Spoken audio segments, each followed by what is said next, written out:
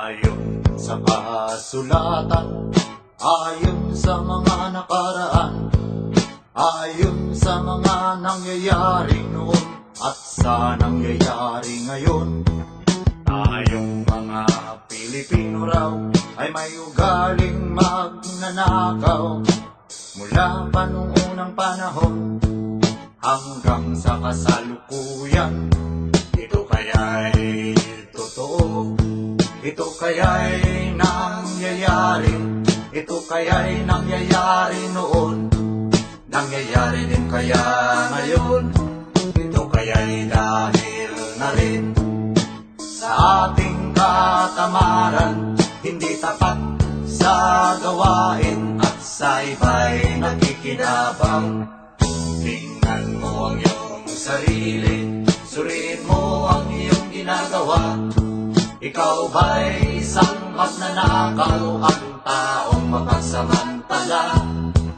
Hindi nagpapapawis, hindi lumuluha, ginagamit ang galing sa hindi tamang gawa.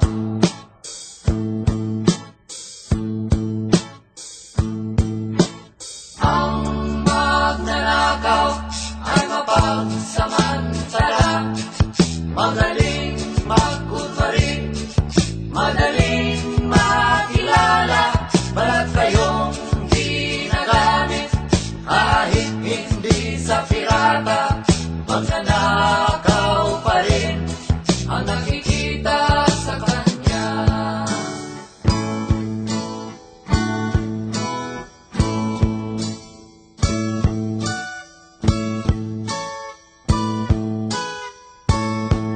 May nagnanakaw ng oras, talino at pawis, pati ang galing kung minsa'y ninanakaw din.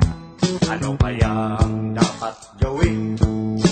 Ngayong alam na natin, dahil na rin ba sa katamaran, hahayaan na lang ba natin? Tingnan mo ang iyong sarili, suriin mo ang iyong ginagawa. Ikaw ba'y